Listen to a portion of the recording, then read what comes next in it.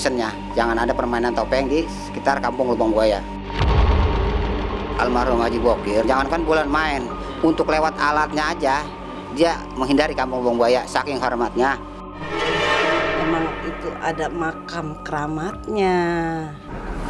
Sebenarnya itu bukan makam, itu di bawahnya itu seharusnya tidak dibentuk makam. Iya. Menyisir pinggir timur ibu kota Jakarta, datanglah ke kawasan Lubang Buaya. Ada makam keramat yang menjadi cikal kampung Lubang Buaya di masa silam.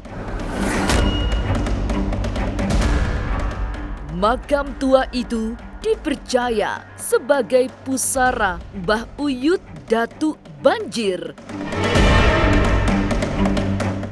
Nama yang tidak asing bagi warga Kecamatan Cipayung, Jakarta Timur, karena inilah leluhur masyarakat di sekitaran Lubang Buaya yang memang keramat. Keberadaannya begitu diselimuti misteri. Mulai dari misteri pantangan melakukan pertunjukan tari topeng, misteri keberadaan ranjang putih, mitos kehadiran Nyi Roro Kidul, hingga mitos tempat bertemunya makhluk gaib dari berbagai tempat. Jangan dulu berlalu, masih akan ada banyak keganjilan terjadi di sini. Dan jangan lupa subscribe, like, share, dan komen agar tak ada yang terasa ganjil di sekitar Anda.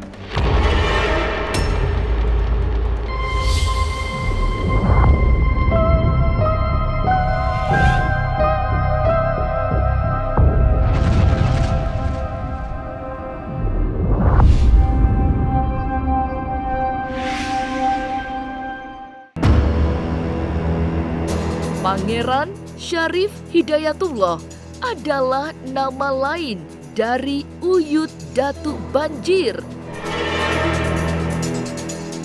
Ia merupakan tokoh besar yang memiliki banyak murid, bahkan dari dunia gaib. Menurut Yanto Wijoyo yang menjadi juru kunci makam keramat Datuk Banjir, semua cerita perjalanan spiritual tokoh ini ada dalam babat tanah Lubang Buaya yang usianya sudah sangat tua. Jadi mau masuk kampung itu, masuk di Kalisunter itu kan harus nahlukin dulu. Ya kata orang bangsa jin dari Kalisunter itu, yang sekarang menjadi santrinya, gitu. Santri gaib daripada Mbah Uyut Datuk Banjir, penguasa Kalisunter. Menurut cerita itu kan ada kitab babat tanah Lubang Buaya, yang kebetulan sekarang lagi dipegang sama abangnya bapak saya. Menceritakan tentang Kalisunter, kenapa di sini nggak boleh ada permainan topeng, gitu. Itu ada tuh diceritain. Larangan memainkan tari topeng di kawasan Lubang Buaya menjadi salah satu tinggalan tradisi Mbah Uyut Datuk Banjir. Konon, berdasarkan cerita turun-temurun, kebencian Datuk Banjir terhadap penari topeng tak lepas dari pembunuhan terhadap putranya yang dilakukan oleh Nyi Ronggeng. Nyi Ronggeng membunuh anak bujang Datuk Banjir lantaran kecewa karena cintanya bertepuk sebelah tangan. Dan saat melakukan pembunuhan itu, lagi-lagi berdasarkan cerita turun-temurun, Nyi Ronggeng mengenakan topeng. Hal inilah yang memicu kemarahan Datuk Banjir terhadap para penari topeng. Sejak terjadi tragedi itu, Mbah Uyut melarang anak cucunya menggelar tari topeng di Lubang Buaya hingga kini. Tidak boleh adanya topeng di sini, nanggap topeng. Karena itu dianggap satu apa ya? Nggak suka dia. Kalau Mbak Uyut Datuk Banjir itu memang kita akuin orangnya ganteng. Iya, ganteng. Sampai katanya zaman dulu itu jadi rebutan sinden. Tuh, makanya nggak boleh ada permainan topeng. Karena Mbak Datuk Banjir itu sering direbutin sinden, takut terjadi apa-apa kan gitu. Yang namanya seni suka, cuman karena pernah terjadi, ya kan, suatu kejadian yang kurang enak gitu. Kalau nggak salah itu pernah terjadi pembunuhan gara-gara adanya tarian topeng itu.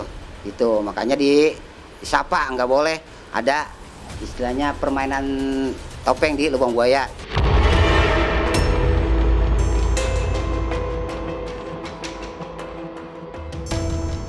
Larangan bermain tari topeng di wilayah Lubang Buaya seperti menjadi larangan tak tertulis yang sangat dihormati. Bahkan seniman Betawi yang sekaligus penggiat tari topeng tidak berani lewat kawasan ini jika sedang membawa peralatan untuk pertunjukan tari topeng. Meski menjadi pesan tak tertulis, larangan tersebut abadi sebagai aturan yang tidak berani dilanggar. Emang bener tuh jadinya badan ini juga enak banget semuanya gitu. Dari emang itu ada makam keramatnya. Itu menurut cerita. Dan itu sampai sekarang, Pak? Sampai sekarang gitu. Ya itu yang pakai gitu. Paling pakai itu kita nggak nyuruh, nggak ngelarang. Itu cuman istilahnya ininya Mbak Uyut Datuk Banjir begitu pesannya. Jangan ada permainan topeng di sekitar kampung Lubang Buaya. Iya, kalau almarhum Haji Bokir, iya kan, memang kita akuin jangan kan bulan main. Untuk lewat alatnya aja, dia menghindari kampung Lubang Buaya saking hormatnya.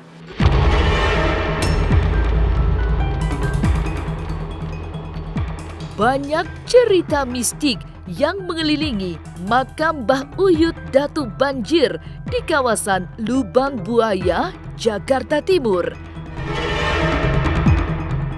Tapi benarkah tempat itu kerap kedatangan Nyi Roro Kidul hingga menjadi tempat kumpulnya banyak makhluk gaib dari berbagai tempat?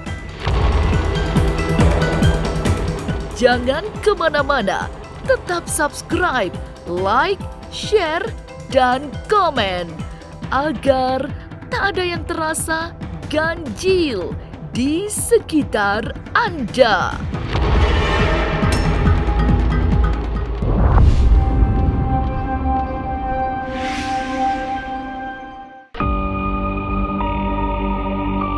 Selain banyak aturan yang tidak seorang pun berani melanggar, makam keramat Datuk Banjir juga sangat wingit. Para spiritualis meyakini tempat ini menjadi persinggahan makhluk halus dari banyak wilayah. Yanto Wijoyo yang sudah puluhan tahun menjadi juru kunci juga memahami hal tersebut. Ia biasanya tahu jika ada tamu-tamu gaib yang mengunjungi Mbah Datuk Banjir. Orang halus kan gitu, gitu, nasehatin kan gitu pernah, gitu. Kalau buat tamu-tamu ya kadang-kadang ada yang melihat ada seperti macan dia takut pergi ada macam-macam. Cuma saya bilang, itulah proses perjalanan spiritual kalau kita ziarah. Perjalanan spiritual orang beda-beda. Itu ada yang istilahnya nggak ketemu apa-apa, ada yang mengalami hal-hal yang aneh, gitu. Tuh. Kadang yang ziarah di dalam nggak ketemu, malah kita yang nungguin di sini ketemu. Ya ada banyak. Itu kan saya bilang, ada yang lari pulang, ada yang motornya dulu kan saya bilang motor taruh di rumah saya aja, ziarah. Dibawa kemari mas pagi ada di sawah, tuh, nyebur motornya. Iya benar itu benar. Kalau di dalam sih waktu saya terakhir ke sana ya, itu cuma ada meja. Kemudian ya itu yang dibentuk makam, jadi ada kelambu, tau nggak kelambu? Iya, ada kelambu. Kelambu, jadi di bawah kelambu itu seperti makam. Jadi dia tuh seperti ada ranjang gitu ya, ranjang kayak Nyi Roro Kidul lah gitu ya. Ranjang, kemudian di bawah ranjangnya itu ada makam, kemudian kelambunya bagus, Mbak, putih bagus. Saat terakhir saya masuk ke dalam itu. Tapi sebenarnya itu bukan makam, itu di bawahnya itu seharusnya tidak dibentuk makam. Iya. Kalau tempat tidur mungkin tempat tidur saja gitu. Karena di bawah, maksudnya di bawah tempat tidur itulah yang tempat bertapaknya Dato Banjir. Setahu saya enggak. Saat itu ya enggak. Tapi kalau sekarang sih sedengar-dengar karena mungkin udah enggak terurus juga ya masuklah hal-hal gaib.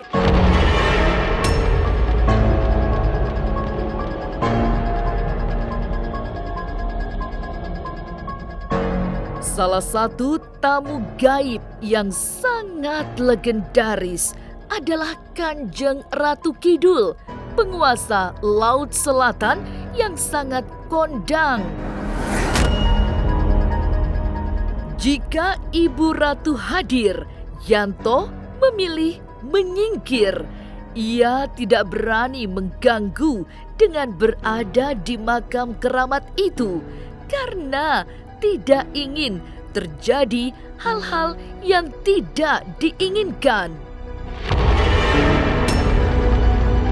Memang tahun-tahun tertentu Ibu Ratu itu hadir kemari. Apa judulnya ziarah atau silaturahmi kita nggak tahu, pokoknya hadir. Cuma kan kalau ada orang-orang tamu-tamu Uyut yang dari alam gaib, saya nggak berani kemari. Pernah saya lagi ngechat di sini nih, orang-orang gaib pada masuk ziarah, saya tinggal, saya tutup aja, saya nggak mau ganggu.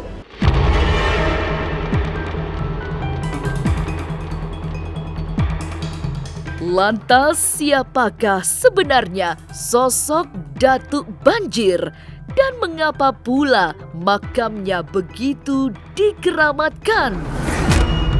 Jangan kemana-mana, tetap subscribe, like, share, dan komen agar tak ada yang terasa ganjil di sekitar Anda.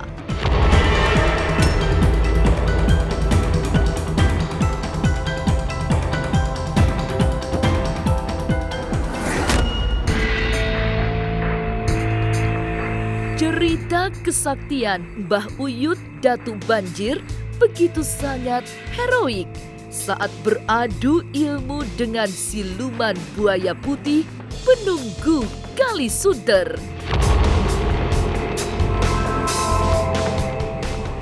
Dari perjalanan hidupnya mengalahkan penguasa gaib Kali Sunter itulah nama lubang buaya bisa ditelusuri. Saat itu kabarnya Mbah Uyut Datuk Banjir nyaris menjadi korban keganasan siluman buaya putih.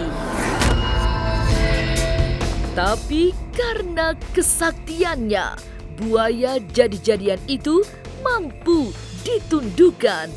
Kemudian menjadi salah satu murid gaib Mbah Datuk Banjir. Ya saya kan nyebutnya di sini Uyut, ada yang mau Syekh kan gitu. Nah gitu, kalau orang tua saya nyebutnya di sini ya Mbah Uyut Datuk Banjir Pangeran Syarif Hidayatullah. Tuh. Sesepuh Kampung Lubang Buaya dan yang punya Kampung Lubang Buaya. Iya, kalau Mbah Uyut Datuk Banjir sebenarnya ya yang pertama kali dudukin kampung ini. Nama Lubang Buaya, Kampung Lubang Buaya ini sebenarnya Mbah Uyut Datuk Banjir menamakannya sesuai dengan proses perjalanannya.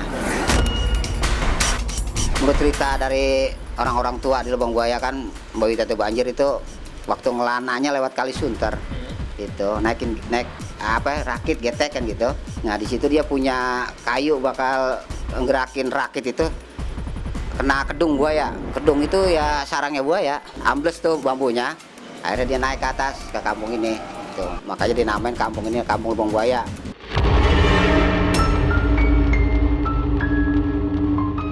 Buaya putih penguasa Kali Sunter kelak memang menjadi murid kinasih Mbah Datu Banjir. Tapi sebelum itu, perannya adalah penunggu sungai yang sangat ganas. Siapa saja bisa menjadi tumbal keganasannya, termasuk Mbah Datu Banjir yang terjadi jauh lebih tinggi kesaktiannya. Pertarungan dimenangkan tanpa banyak rintangan. Setelah melakukan adu ilmu di dasar sungai, Mbah Datu Banjir mampu naik ke permukaan, kemudian menamai kampung tempatnya muncul kembali dengan Lubang Buaya. Ya kalau mau cerita orang tua saya yang pemimpin dari